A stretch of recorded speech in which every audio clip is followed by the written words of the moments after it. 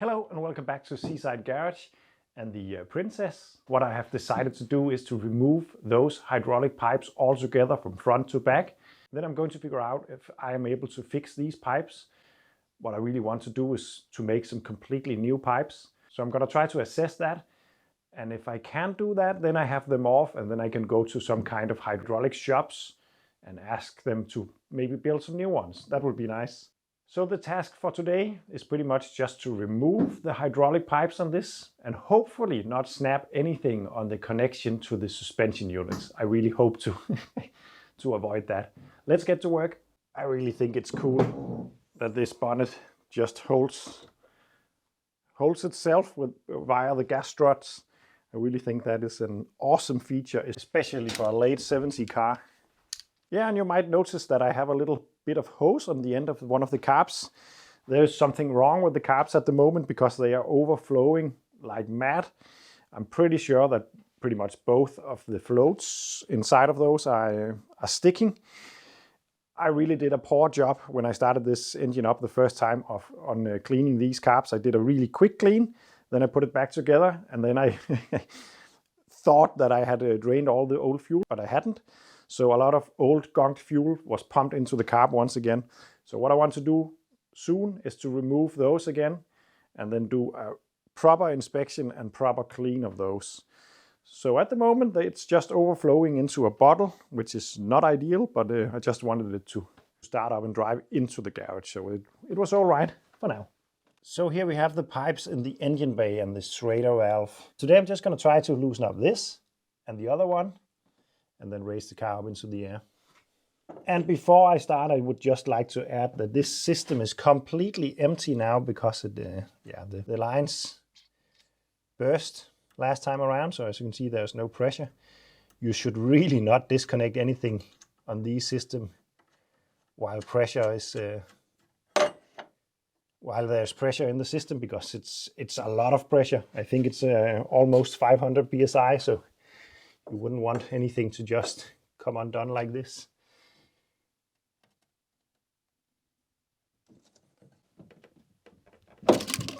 Whoops, like that. It came loose. A lot easier than I thought it would. So that's a good sign for now. Let's try the other one.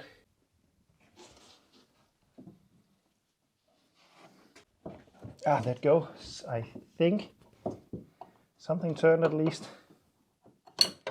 Felt a bit weird, so I really hope I didn't just snap something off. It's super tight and it seems as though the pipe is twisting. It's not the end of the world, but because hopefully we'll just change it. But just gonna try to see if we can loosen it up slightly. Oh yeah, it's just twisting like crazy. I'm destroying the pipe completely because it's twisting. So this is the point of no return. I will have to fix these pipes from the very front to the very back, and it's the right thing to do, I think.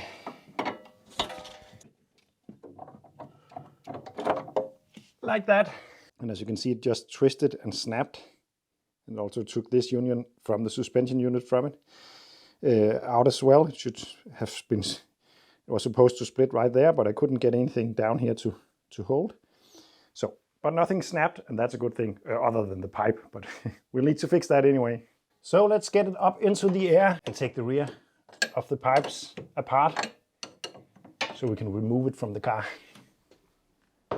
So underneath the car, let's try to undo. That went pretty good. I really hope that I can take these pipes out without removing the rear subframe, because it seems to be very tight. To take it apart, I could just cut them, but when I have to put them back on, it would be nice to know if I have to lower the subframe or not. It is really tight. Like that also. Really nice.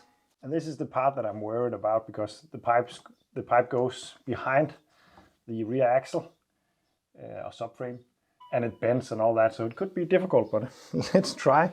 to see if we can take it out in one piece. That'd be nice. If we can't, then I'm just gonna cut it, and then when I go to refit it, I will have to take it down or something. And I still don't know what I'm going to put back on this, is if it's going to be a pipe or if it's going to be a hose. I really don't know. That depends if I'm going to do it or if I'm gonna get a hydraulic shop to do it. I just don't know yet. Yeah, for now we're just gonna undo the duplicate clips holding on the repair piece that I tried to fit the other day, which really failed completely. And I wasn't really surprised, but I had to try to learn. Like that. Whoop. Oh, there was still some. Let's see if we can take this out. It is really tight. It's going to be extremely difficult without removing the axle to get it back on. So we'll have to be prepared for that.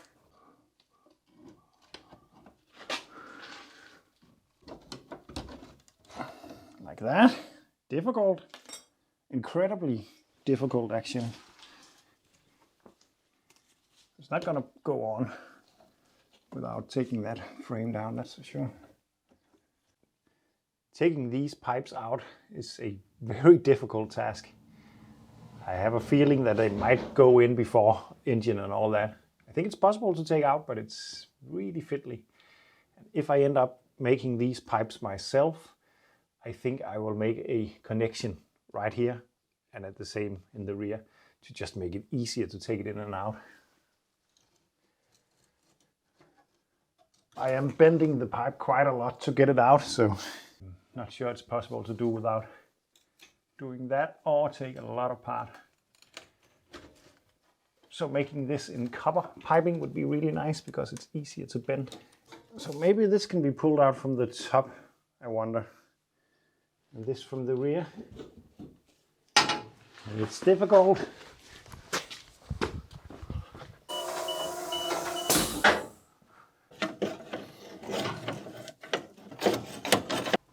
It's so difficult. I think I'm going to end up just cutting them. Whew.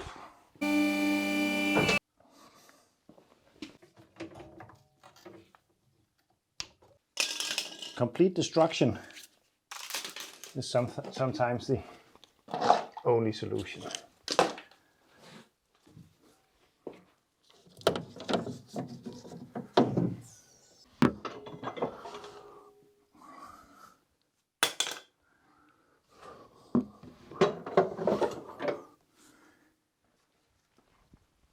I did it! So I now have all the piping off the car. My plan was to take them out without having to cut them, to actually have a template to go from, maybe to go to a hydraulic shop or something like that. That plan did not succeed. Now it's in quite a lot of pieces actually. And another thing is that if I actually make this in one piece, I wouldn't be able to fit it. I don't think I would. Not at least without taking off the rear axle and maybe the steering rack and maybe also the exhaust. Maybe even the engine even have to be moved a little bit. I'm not sure, but it doesn't seem really possible to fit those pipes without taking a lot of stuff apart. What I have decided while doing this is that I'm going to buy a lot of tools and a lot of copper piping, connectors and stuff. And then I'm going to try to remake the pipes. The copper pipe is quite easy to bend, so maybe I can bend it into shape while fitting it and then put the flares and the fittings and all that on. And I might also end up making the pipes in a couple of sections, maybe the long pipe and then 2 sections in each side going to the flex pipes. That would be easier to work on in the future. It would of course also have more possibilities to leak. But I think that's the way to go. What I'm going to do tonight is to try to make a shopping list of tools and benders and all that I need. And then I'm going to try to do that. Yes, maybe it would be easier to get a professional to do it. But the point of all this is me having fun in the garage and fixing stuff myself. It's not about getting others to do it. And even though I have been talking a lot about maybe outsourcing that part of this thing, I have decided to actually go ahead and try it myself. And I actually don't think it's going to be very difficult because the pipe needs a flare and then this one fitted on one end. That should be pretty easy to do. Then there is this part, the Schrader valve. I don't know if this is soldered in or how it's attached, but I can screw the valve itself out of the fitting, and then maybe I can find a T connector for the piping and then fit it that way. So that is actually the thing that I think will be most difficult, but I think there should be a solution. And then in the rear, it goes into this rubber pipe right there. This is quite old, but I think I'm gonna reuse that for now at least. It seems pretty flexible and all that, so I think it will be okay. Of course, it would be good to make a new one of those, but I do not have the tooling to do this kind of work. And I can always take that part to a hydraulic supplier and get that fixed, as long as I have the piping going to it. So yeah. So a bit of progress today. We have taken more apart. Sometimes you have to destroy some stuff to actually be able to fix it. That was one of those days today.